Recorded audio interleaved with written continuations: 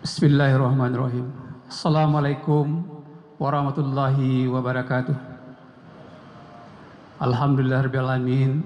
Wassalatu wassalamu ala asrafil anbiya'i wassalin wa ala alihi wa sahbihi ajmain. Amma ba'du. Bapak dan Ibu kaum muslimin muslimat, marilah kita memanjatkan puji dan syukur kepada Allah Subhanahu wa taala. Alhamdulillah, berkat rahmat dan karunia-Nya jugalah kita pada siang hari ini diberikan kesehatan dan kesempatan sehingganya kita bisa hadir di Masjid Raya Syekh Ahmad Al-Khatib Minangkabawi. Selawat dan salam buat junjungan kita yang besar Muhammad sallallahu alaihi wasallam. Allahumma shalli ala Muhammad wa ala ali Muhammad. Yang sama kita hormati Bapak dan Ibu pengurus Masjid Raya beserta jajaran imam, yang kami hormati Bapak dan Ibu kaum muslimin dan muslimat jemaah sholat zuhur yang dirahmati Allah Subhanahu wa taala. Bapak dan Ibu yang kami hormati, perkenalkan dulu, saya Junaidi, saya dari Dinas Koperasi UKM Provinsi Sumatera Barat di bidang perizinan dan kelembagaan. Jadi untuk ceramah zuhur ini tidak hanya dari ustadz-ustadz saja Bapak dan Ibu ya, tapi juga ada yang dari dinas. Pada kesempatan ini kami ingin menyampaikan sebagai judul materi kita adalah pengembangan ekonomi syariah melalui koperasi. Sebagai dasarnya ya, dalil dari ceramah kita pada hari ini itu dari surat Al-Baqarah ayat 275, cukup panjang ya ayatnya. Kira artinya seperti ini: orang-orang yang memakan bertransaksi dengan riba tidak dapat berdiri kecuali seperti orang yang berdiri sempoyongan karena kesurupan setan. Demikian itu terjadi karena mereka berkata bahwa jual beli itu sama dengan riba. Padahal Allah telah menghalalkan jual beli dan mengharamkan riba. Siapapun yang telah sampai kepadanya peringatan dari Tuhannya menyangkut riba, lalu dia berhenti sehingga apa yang telah diperolehnya dahulu menjadi miliknya dan urusannya diserahkan kepada Allah. Siapa yang mengulangi transaksi riba tersebut, mereka itulah penghuni neraka, mereka kekal di dalamnya. Jadi Bapak dan Ibu, kalau sudah terlanjur kita sebelumnya melakukan riba ini, kemudian kita bertobat dan tidak melakukannya lagi, misal saja beli rumah atau beli kendaraan atau ya untuk hal-hal yang lainnya kita pinjam uang dan mengandung riba, lalu bagaimana dengan rumahnya, bagaimana dengan mobilnya? Kalau menurut ayat ya surah Al-Baqarah ini 275, yang lalu biarlah berlalu. Artinya yang lalu itu menjadi tetap milik kita, ya, menjadi halal ya kembali. Asal kedepannya kita berubah. Kalau kita tobat itu kita berubah Bapak dan Ibu ya. Kedepannya tidak kita lakukan lagi. Jadi terhadap yang lama itu urusannya diserahkan kepada Allah. Nah, yang mengatakan ini adalah Allah sendiri. Gitu Bapak dan Ibu ya. Bapak dan Ibu kaum muslimin muslimat yang dirahmati Allah, ekonomi syariah ini adalah ekonomi yang menerapkan nilai-nilai dan prinsip Islam, yaitu syariah. Dalam kegiatan ekonomi, ya contohnya di perbankan muncul bank syariah. Begitu juga ya di non perbankan seperti lembaganya seperti koperasi misalkan, juga muncul koperasi syariah ini yang namanya koperasi simpan pinjam dan pembiayaan syariah, ataupun koperasi ini banyak usahanya tapi ada unit usahanya berkenaan dengan simpan pinjam ya dan pembiayaan syariah. Nah, juga ada. Jadi sekarang ini Bapak dan Ibu ya, dengan perkembangan medsos dan segala macamnya, masyarakat kita kaum muslimin muslimat sudah mulai banyak yang menyadari, sehingga mereka mulai berusaha menjauhi riba. Hal ini terbukti kami di Dinas Koperasi, ada anggota koperasi ini yang ingin keluar dari koperasi kalau masih menerapkan prakteknya masih ada praktek riba. Nah, itu menunjukkan bahwa alhamdulillah masyarakat kita, kaum muslim muslimat sudah mulai menyadarinya, dan tentunya perlu didorong ya lembaga keuangan ini baik bank maupun non bank itu untuk menjalankan sesuai dengan prinsip-prinsip syariah. Jadi tujuan ekonomi syariah ini adalah untuk menciptakan sistem ekonomi yang sesuai dengan ajaran Islam. Nah, tentunya Bapak dan Ibu, kita hidup ini hanya sebentar di dunia. Tentu kita jangan hanya sampai salah memilih langkah atau memilih jalan begitu. Nah, kita ingin selamat dunia dan selamat juga di akhirat. Baik menyangkut ekonomi ini yang berhubungan dengan kehidupan kita sehari-hari. Ekonomi adalah bagaimana memenuhi kebutuhan kita. Salah satunya adalah masalah keuangan. Tentu kita berharap ini juga adalah yang kita tempuh adalah jalan yang benar, jalan yang sesuai dengan syariah kita sebagai kaum muslimin dan muslimat. Jadi prinsip syariah ini ada 5 Bapak dan Ibu. Pertama, prinsip tolong menolong. Nah, jadi di dalam lembaga keuangan syariah, dia prinsipnya tolong menolong. Orang yang kesulitan ditolong oleh lembaga keuangan ini. Nah, tapi menolongnya dengan cara yang Islami. Gitu. Nah, kemudian transparansi. Nah, kalau di dalam ekonomi syariah ya transparan Bapak dan Ibu. Baik yang mengelola keuangannya, operasionalnya, maupun juga yang menggunakan uang tadi.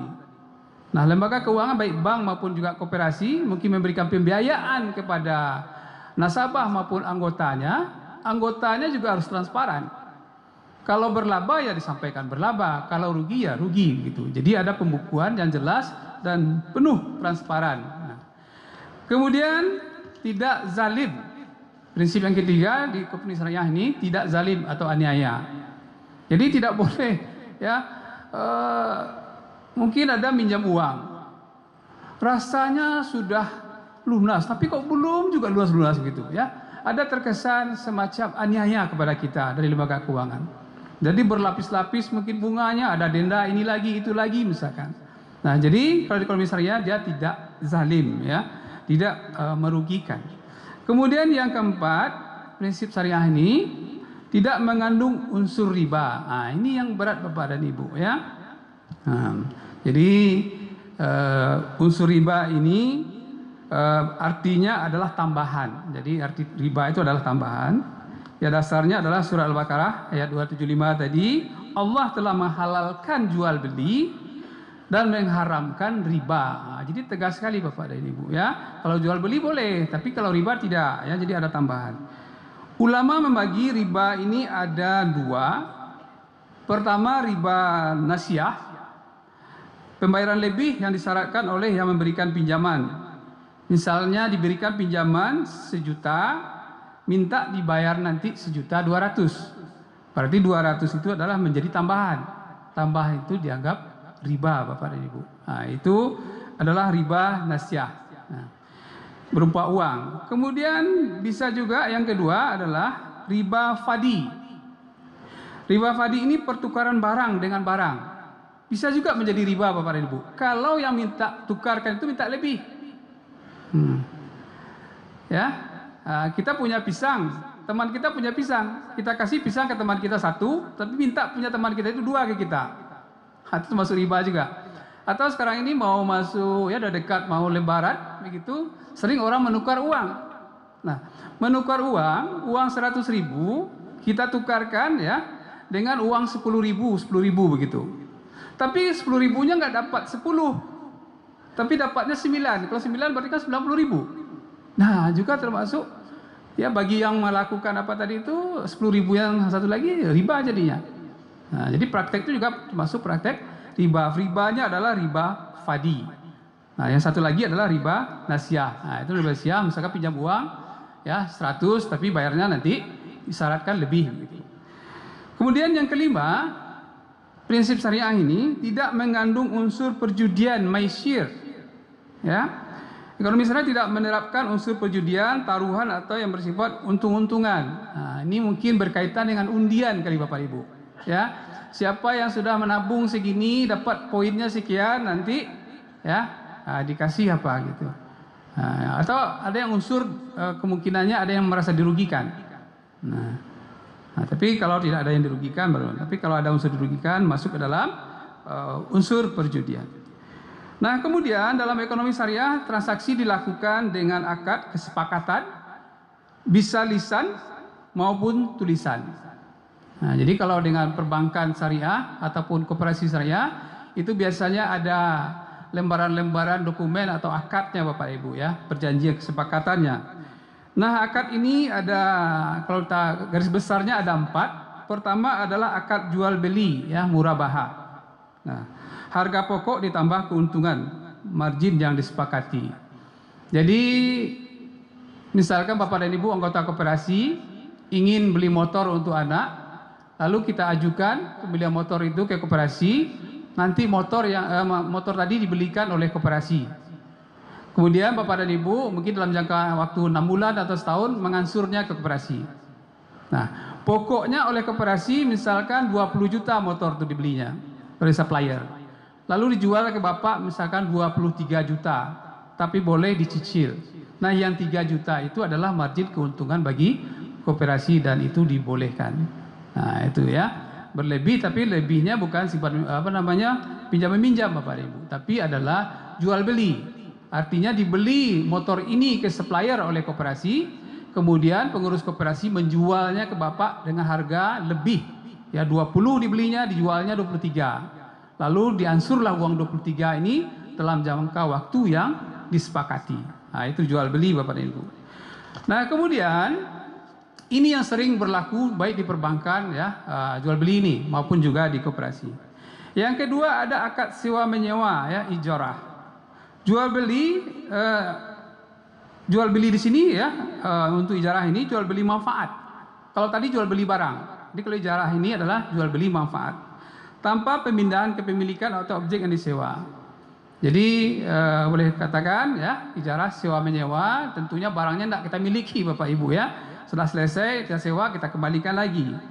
Nah, misalnya mau pesta, butuh tenda, butuh gedung. Nah, kita nggak punya uang yang cukup, lalu mengadu ya, misalnya kalau ke koperasi, nanti pengurus yang akan menyewakan gedung tersebut. Misalnya gedung itu disewa 30 juta oleh koperasi.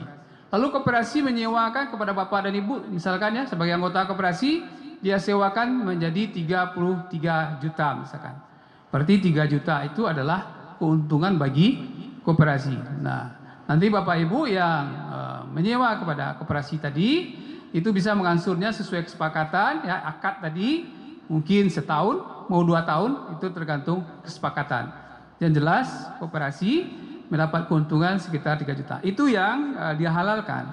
Lalu ada lagi, misalkan butuh bayar uang kuliah anak, ngadu lagi ke koperasi misalkan ya, bisa juga. Jadi bangku itu, tempat duduk ya di kampus itu disewa istilahnya ya oleh koperasi ke pihak kampus. Artinya kalau uang kuliahnya 3,5 juta 1 semester, nanti dibayarkan oleh koperasi. Jadi bawa buktinya ya, berapa besarannya 3,5 juta, nanti dibayar apakah ditransfer segala macam oleh koperasi sebesar 3,5 juta. Artinya disewa oleh koperasi ya untuk 1 semester itu 3,5 juta untuk 1 orang. Kemudian nanti yang kita sebagai anggota koperasi buat anak kita menyewa lagi ke koperasi, misalkan kalau 3,5 mungkin menjadi 37 misalkan ya, 3.700.000. Berarti ada keuntungan 200.000 oleh koperasi. Nah, jadi seperti itu Bapak Ibu. Jadi jangan khawatir ya, dengan sistem syariah ini hampir semuanya hampir bisa dilayani Bapak Ibu kebutuhannya. Kemudian akad berikutnya adalah kerjasama bagi hasil. Ini ada 2, ada mudharabah berdagang, kemudian yang kedua adalah musyarakah percampuran. Nah, kalau yang mudharabah ini, kalau kita contohkan kembali ke koperasi, yang punya uang, yang punya dana adalah koperasi. Dia memberi pembiayaan kepada anggota yang mempunyai usaha. Mungkin usaha ternak ayam, ya, usaha berdagang dan segala macamnya. Kalau mudharabah ini, karena koperasi tok yang membiayai, kalau terjadi kerugian nanti, kerugiannya ditanggung oleh koperasi. Tapi kalau beruntung, berbagi Bapak dan Ibu ya. Nah, jadi kalau mudharabah ini ditetapkan ya berapa persen keuntungannya nanti untuk koperasi. Berbeda dengan yang satu lagi akad bagi hasil di musyarakah. Nah, kalau musyarakah ini percampuran. Artinya modal usaha tadi bergabung Bapak dan Ibu. Misalnya koperasi memodali misalnya 60%, yang anggota memodali usaha itu 40%. Nah, berdua memodali buka usaha, apakah bengkel dan segala macamnya. Nanti setelah dihitung setahun atau bagaimana ya, sepakat di awal, nanti ada keuntungannya misalnya anggaplah keuntungannya 10 juta, maka 6 juta nanti untuk koperasi, 4 juta untuk anggota yang juga ikut memodali. Berbagi hasil Bapak Ibu. Nah, bagaimana kalau terjadi kerugian? Kalau terjadi kerugian juga berbagi. Itu sistemnya. Jadi kalau mudharabah tadi yang memberi pembiayaan saja yang menanggung kerugian. Kalau musyarakah karena modalnya bersama, juga bersama-sama Bapak Ibu. Kemudian yang terakhir ada akad qard, utang piutang. Ya. Nah, jadi di ekonomi syariah bukan berarti tidak ada utang piutang Bapak Ibu. Boleh ada, namanya akad. Akad tertentu atas penyerahan harta uang kepada orang lain dan pengembaliannya dengan nilai yang sama. Jadi kalau akad ini kita pinjamkan ya UMKM misalnya 1 juta atau anggota koperasi UMKM misalkan, kembalinya juga 1 juta. Nah, di sini berlakulah prinsip tolong menolong tadi lebih jelas lagi Bapak Ibu. Jadi berapa yang dipinjamkan segitu juga dikembalikan, tidak ada bunga gitu. Jadi sifatnya memang menolong. Mungkin ini dalam jangka waktu yang pendek 3 bulan, 6 bulan ya, tergantung kesepakatan. Nah, jadi sebagai kesimpulannya Bapak dan Ibu ya, kalau di koperasi itu namanya koperasi simpan pinjam dan pembayaran syariah. Jadi ada simpan pinjamnya gitu ya. Anggota juga menabung di sana, kemudian tabungan ini nanti juga digunakan untuk permodalan, nanti berbagi hasilnya gitu Pak Ibu. Jadi kesimpulannya mari kita dalam kehidupan sehari-hari kita menerapkan ekonomi syariah. Tentunya kita ingin selamat dunia dan selamat akhirat, dan jangan sampai kita salah langkah dalam menjalani kehidupan ini. Demikian saja, banyak maaf. Wabillahi taufiq wal hidayah. Wassalamualaikum warahmatullahi wabarakatuh. Allahu akbar, Allahu akbar. Asyhadu an la ilaha illallah. Asyhadu anna Muhammadar Rasulullah. Hayya 'alas salati, hayya 'alal falah. Qad qamatis salat, قد قامت الصلاة. الله أكبر، الله أكبر. لا